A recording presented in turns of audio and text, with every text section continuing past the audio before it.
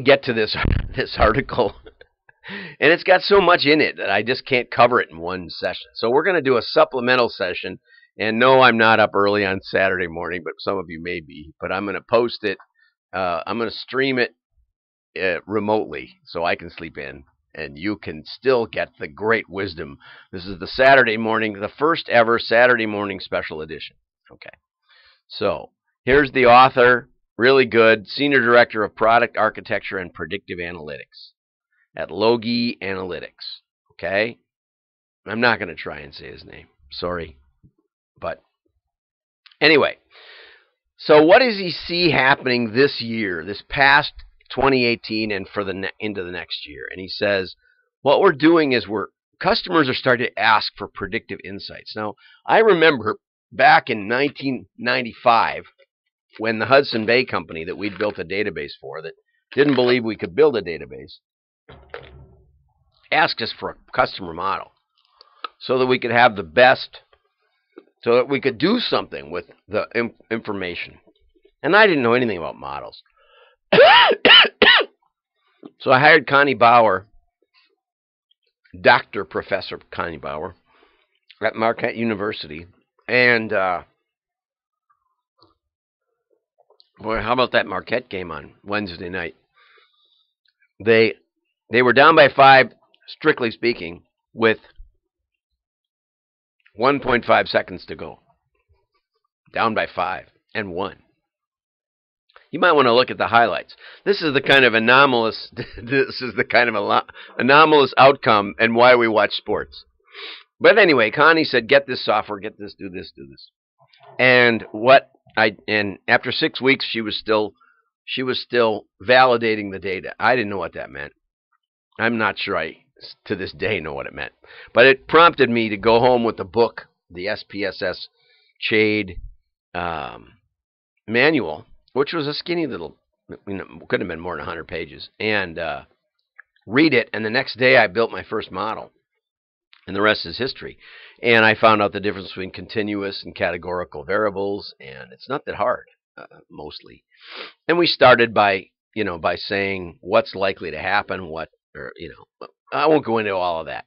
The point is that we learned, we tried back in 95. Okay, so now we're coming up on 25 years later.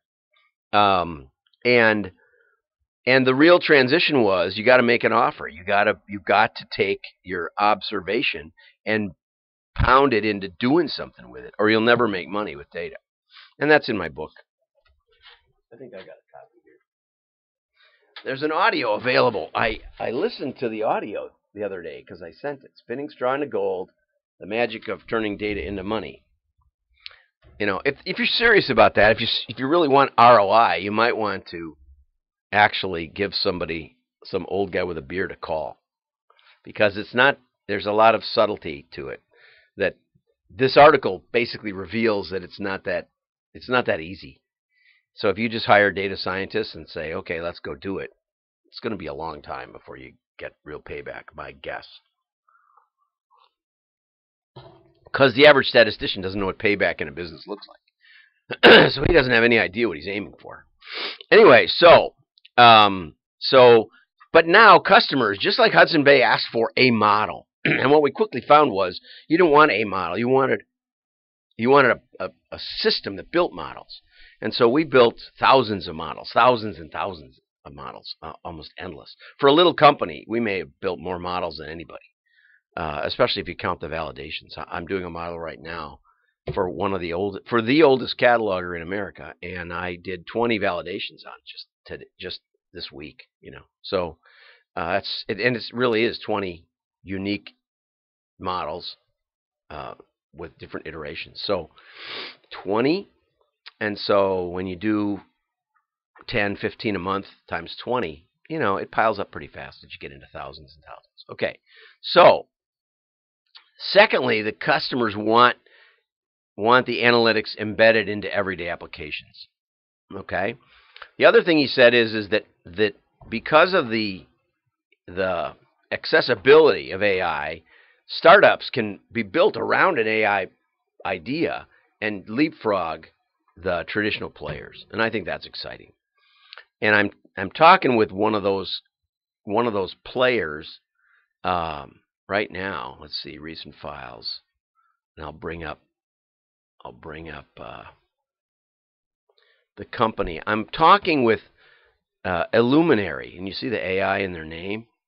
And these guys have developed some really cool natural language stuff, delivery routing stuff, but also things in the marketing field where they've been able to. They have an application that figures out reasonable offers and fabricates or whatever, produces millions of emails so that you can manage the messages of millions of customers and give them something that actually may relate to them. Now, how you test that, how you show, well, that's something I could probably help with. So anyway, we're talking to these people, and we're actually talking about how we could take what we do that, you say, well, it's old school, 25 years old. Yeah, but it makes money. And modernize it, if nothing else, put a new face on it, and actually get today's state-of-the-art AI working with it. So I'm kind of excited about that. I think that's going to be fun, and we'll keep you posted on that. What he sees is the future is partnering human operations with predictive models. I'm really high on that. The human brain has much more processing power than any AI application on Earth. Just because they can play chess or that they can do other very tight, non-contextual skills, that doesn't mean that they can think like a human. However, when he gets to his examples, I kind of get lost, because it says, for example, an auto body shop that utilizes predictive analytics. So if you had predictive analytics, you could estimate the recommended price of a vehicle repair based on the condition of the car. Well, I'm guessing the condition of the car is damaged, and you want to know how much to fix it. And in a perfect world, that number is already in a book, in a car repair shop. But why would this be a perfect world? Maybe what they're saying is, well, the rest of the car is damaged, is rusted, let's say. It's an old car. So if we estimate too high, it'll be totaled, and we won't get any work out of that. So maybe we should condition our estimate into a way to, less expensively fix the obvious damage we're quoting on, because the car isn't worth very much. Or, conversely, we've got a Mercedes, 500 SL or whatever, and it's in mint condition, or it's brand new or whatever. I don't know what the numbers are. They change them all the time. But it's a brand new Mercedes, and it's got a little scratch in it. Normally it would cost, $150, but we better estimate $300 or $400 because the owner's going to want it to be absolutely perfect. Mirror finish, vanish. Okay? You'd like to think that the guy who runs the body shop would think about those things, and probably is. But this is a good example of where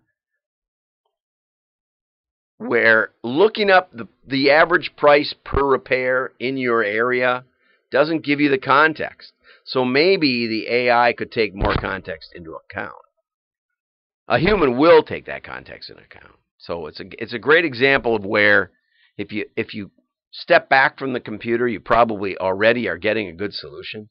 And if you let the computer have that nuance, you may end up getting a bad condition. Okay.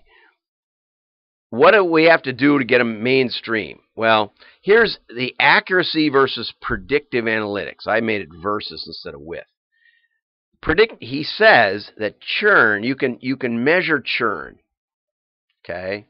This is especially the case in cell phone companies where they have a big special. They'll attract new customers away from existing cell phone. That's about the only way you get new cell phone subscribers. But when that special expires, they'll go look for another special from another one. It's credit cards do that. They cannibalize each other. Cell phones do it. There's a lot of places that do it. Highly competitive. It's probably good for the consumer. But what they're saying is that while you can measure the reasons for churn 100%, I would disagree. You probably can't. You probably can't read people's minds. You probably can't tell what's in their heads. So right off the bat, descriptive is not 100% accurate. It's usually based on a sample set or based on, what do they call it? Unstructured data, like focus groups. So right off the bat, get past that. Descriptive analytics, unless you're measuring the vibration of a machine, but that was another example we touched on a couple of weeks ago. That a manufacturing AI company was saying that a certain machine failed every day, and what they couldn't figure it out, and it turned out it was because of the vibration of a machine nearby. And if they had monitors on both machines or all the machines, they might be able to see the interaction. And of course, again, you could just stand by the machine when it stopped and when it failed every day and notice that the other machine was vibrating. And that's, I think, how they finally fixed it. But they're claiming that AI, if you get enough data, well, what if it's a train going by? That you're not going to measure that machine. That's not a machine you can control. It's going by the factory. So there's always additional context you may or may not be taking into account. It's one of the challenges. That's the challenge with measurement. Okay? So let's set aside the idea that we're already measuring everything important. We don't know what's important. We're measuring what we think is important. Okay? But then he says, when you take that and you say, okay, so let's say we've got 100% predictive accuracy, but a trained model might be 70% accurate. I had a friend who was working on he was working with Watson, IBM Watson, and trying to get a system where a CNA, which is like a low-level nurse, not even RN, could interview somebody, fill in blanks, give it to Watson, and figure out what was wrong with the person. And in the initial tests, they were comparing the accuracy of the CNA plus Watson versus a doctor coming in to see a doctor in the emergency room or whatever. Because the real truth is we have fewer doctors now. We're losing doctors because of the baby boomers retiring. And we've also made it a national priority to give everybody health care. So we've increased the number of patients and decreasing the doctors.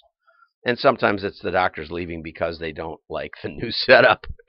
But anyway, so what do? Well, when they compared the accuracy of the diagnoses between Watson and doctors, it turned out that doctors were about 70% accurate and Watson was about 85% accurate. It was actually quite a bit more accurate. The problem really was that the CNA needed to wear a stethoscope or something. The people didn't like it that they were talking to Watson. They didn't really know what was going on. You got to kind of put a doctor face on it. We need a doctor picture that talks. Like that's what we need artificial intelligence for. Anyway, the point is he's saying this differential in accuracy and in precision in the future, descriptive is 100% and prescriptive is 70% or whatever. I see sometimes where it's 50%. You say, well, you could flip a coin and get as good. Yeah, it's got to be better than 50%. Okay, so people don't understand those problems. They don't understand that it could be wrong if it's in a computer. Sure they do. Just look at Google. And it's, are you interested in seeing the highlights when your team loses? Right? It happens to me all the time. A few times a week. Luckily, I have good teams I root for. Otherwise, it would happen more. So people know that Google isn't getting it perfect. Type any search. Type a search Washington, and you'll get 3 different versions of what Washington might mean. And that's good. That's the way Google should. There should be a little humility in there. Okay.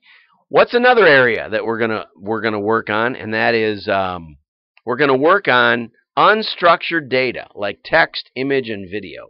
Very difficult because even in raw text, there's nuance, and the author may disagree with how I'm interpreting their words. And I'm a skilled language or skilled writer, and they're obviously skilled as well. And we still have trouble understanding interpretations where I disagree up here on the 100%. But, I was asked a few years way back.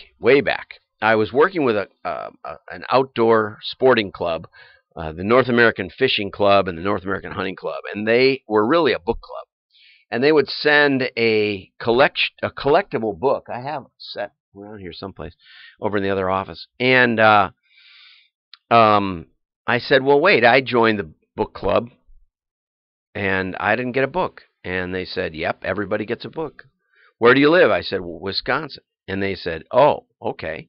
Well, if you live in Wisconsin, you get the walleye book. And for those of you who aren't fishermen, walleye is an incredibly good tasting fish. But you kind of catch them by dragging a bait along the bottom as slow as you possibly can. And when you catch the lunker, when you hook the lunker, it feels like you've hooked a branch. And that doesn't change pretty much up to the boat. It's just, it's a fish that just likes to lay on the bottom and likes to not move much. Maybe that's why it's so tasty. But it's no fun to fish for. I've been all the way up to Canada fishing for walleye, and it's just, I like snook down in South Florida where you hook into one of those, and man, you got a fight of your life on. And bending the pole, breaking poles, bending hooks, And I got one that poked me in the ankle, and I had to get on really serious antibiotics. I had some real problems because that stinking fish got me, poked it right in there. Anyway, so they said, well, why don't you predict what a fisherman would be interested in? This is a great illustration of AI. This is like the Dilbert. They said, why don't you come up with a way to predict what fish people want to fish for, depending on where they live, so that we can send them the right book right off the bat. I thought about it for a minute. My neighbor at the end of the driveway likes to go to Costa Rica to fish on the west coast, to deep sea fish in the cold water off the west coast of. It's not that cold, but I've scuba dived there, and it's not that warm either. It's no Caribbean. Anyway, my other neighbor is the one who took me walleye fishing. He drives hundreds of miles over to Lake Erie, and then he drives up to Canada to do this walleye fishing. I like to fish off the pier for bluegills and black bass, and smallmouth is the best with a fly rod. So given that quick and dirty convenience sample, I said, this is not going to work. I mean, it'll work, but very poorly, because in our one zip code, we have 3 really, really, other places of the earth type fishing. So I said, here's an idea. Instead of that, why don't you, when people join, ask them, what fish do you like to fish for? And when you mail to your existing subscribers, why don't you put that in there? What fish would you like to fish for?